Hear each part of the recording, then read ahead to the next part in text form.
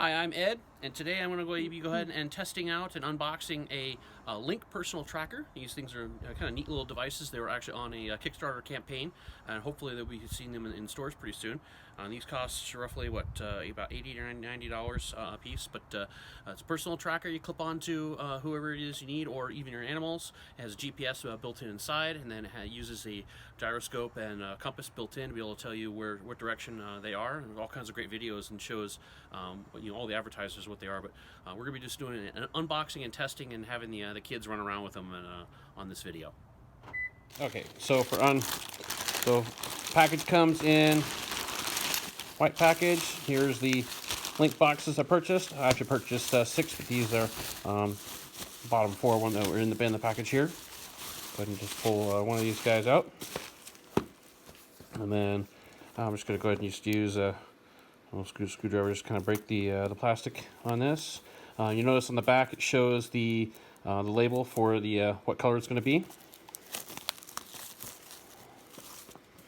and then just a little bit of a shake. The whole thing just kind of slides off like this, and then there we go. I got the little simple startup instructions. Send you to the website for how to do the setup and everything, how to get it all established. And then there we go. So here is the Lynq device right here. Looks like a pretty little robust kind of device here. It's got a little plastic protection on the screen. The button looks like a little bit simpler of a design than was initially advertised, but this looks pretty cool though. The carabiner clip looks like it's also a lot stronger and more sturdy than I thought it was going to be. It also has this little locking piece right there. It's pretty cool. The only real piece that I noticed that is kind of open is this right here. Looks like the little beep a hole right here, so you can actually hear any audible tones that comes out of this. And then the USB port on the top, it's a little difficult to kind of pull, so if you grab it from the right angle, then it just pops right out right here. And then the USB cable inside the box comes on this side right here. So then just recommend getting some sort of a big bulk USB charging base, like a 4-port or something like that. And it's recommended to go ahead and charge these guys for at least 3 hours before attempting to go ahead and start up and run through the set of procedures before getting these things all linked and programmed and everything. So that is the unboxing of a Lynq. Okay, so we're going to go ahead and get started to charge up one of these guys real quick. So it's just a standard USB, like I indicated before. Again, you go ahead and get started with just either plugging it to a computer, or you can also use like a 4-port big USB charging brick as well. Notice when you first plug it in, you do not have any sort of a charging indicators at all. When you first plug it in, that is normal. So right about say 40 seconds into the charging part, you'll notice that you'll start getting a green blinking light, and then the screen will actually start up and it'll start saying Lynq on the screen. So give it a moment and you will see the startup sequence. Okay, so there you go. So we're starting to get some indications on this right here. So that's the first indication that we're actually getting power on the charge. Then it lights up solid. Then you're going to see, there you go, there's Lynq. So that's a little operating system that's on this. So starting up, a little firmware.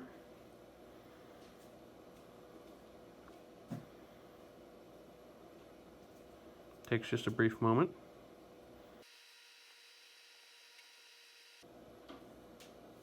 Okay, and then as soon as it's done starting up, it basically just says, "Hi, let's set up your Lynq."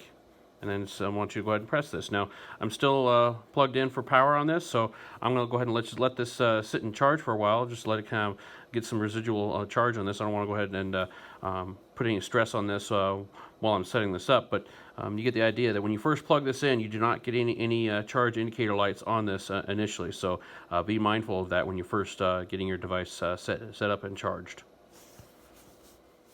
Okay. So if you do get just a little impatient, you can actually start setting this up while it's on the charger.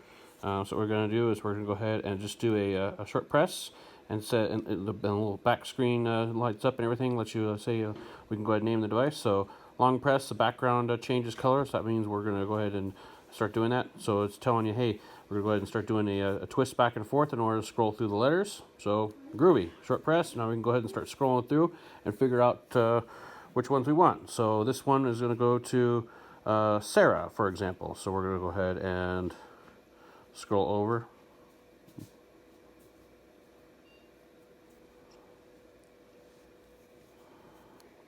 To hit this and then scroll back over. So really easy setup. Just uses the gyroscope on that's built into this to navigate and still to simplify the interface. Pretty awesome, actually. Just takes a little bit to do the initial setup.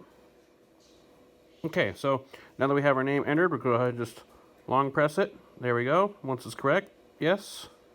There we go. Now because everything's charging right now, I'm going to go ahead and just go to skip for pairing. One thing I do notice is on the darker color cases, you really can't see the charging indicator. However, on the lighter color cases, you can. I'll go ahead and show you what the lighter color case looks like when it is charging. Okay, so they're both charging right now. You can kind of tell on this one. See the get the little orange indicator. I'm not sure if you can really see it very well on the video or not. You can kind of see the little orange light down by the USB port. There you go.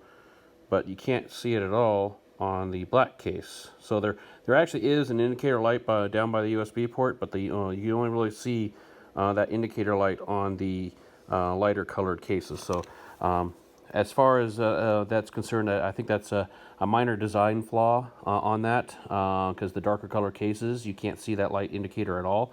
However, it's still workable considering the fact that they still give you the indicator on the screen that gives you a countdown that says that it is in fact charging. So you don't necessarily have to have that indicator light on the top. Okay, so I go ahead and store these guys in a little ammo can box I got from Harbor Freight. I have my little 4-port charger right here. I have the other 2 cables right here, so I can go ahead and charge them. I have to kind of rotate them, but I'm gonna go ahead and get a bigger one that can go directly into the 12 volts instead of it being a 120 volt wall wart. But that's the plan for later on. So I'll go ahead and get these guys pulled out and pulled out of standby mode. I'll go ahead and run a test. Okay, so I got all 6 of them. I'll go ahead and pulled out. They're all sitting here waiting for GPS signal, getting them all locked in. And once we do that, I'll go ahead and hand them to the kids and let them run around the block and be able to see how well they work on tracking. 3 of them are already ready to go and ready to use for tracking, but to have the other 3 are taking a ridiculously long amount of time. So we've been waiting here about 3 minutes to try to get a satellite lock, and they're still waiting.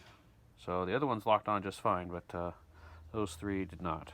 So I moved a couple of these on top of the ammo box, and it's plastic, so hopefully maybe get away from some of the metal, thinking maybe that will cause some of the interference, and manage to get 2 more to link up, waiting on the 6th one. But I'm gonna go ahead and run a test right now anyways, so I can go ahead and just start off. I have the main prompt right here, and then for home set, I'm gonna just go ahead and do set home.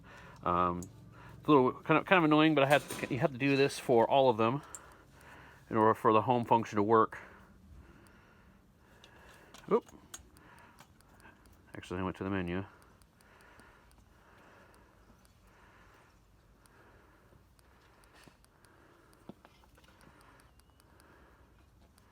Yeah, so in order for home to work, you have to reset it for every location that you're doing this. Okay, so I got my home set on this guy right here, and I got my test subjects. I'm gonna go ahead and just send them around the block, and I got a tracker on each of them. So, all right, go. So I set a safe zone, and so this thing is actually pretty loud, and it does a visual alert as well. By the way, it does not shut up. It will keep on doing this. So be careful with your safe zones that you set. So I set that particular one at I believe 200 feet, so it's probably going to start going off on the other ones as well. But they're down there at the end of the street. So Anthony's out of the safe zone.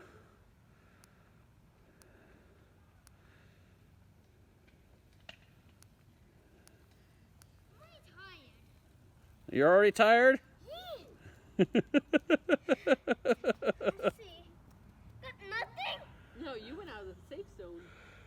Safe? Yeah, Daddy knew you went out of the zone. He said. What?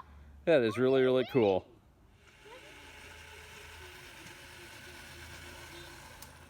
So I guess depending on what's going on around some of these trackers, there's a little bit of a lag and delay. Because this is Amanda, for example, and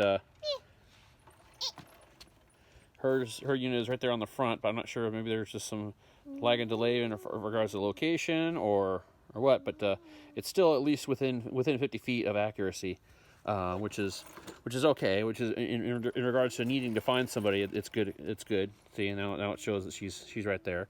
And then here comes. Oh, there's Sarah. So similar lag on her, but I believe hers. Oh, Anthony.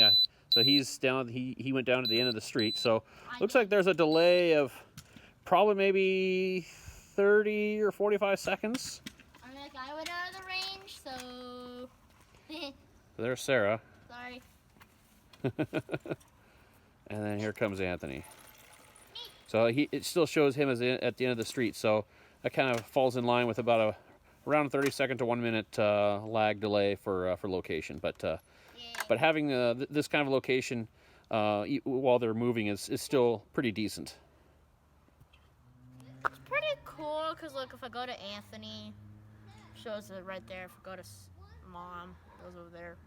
Go to Home right there. What I really don't like is how it just puts the time right between it. It sucks for that. Well, it shows the time. But then all you have to do is just, like, press the button and then you're good.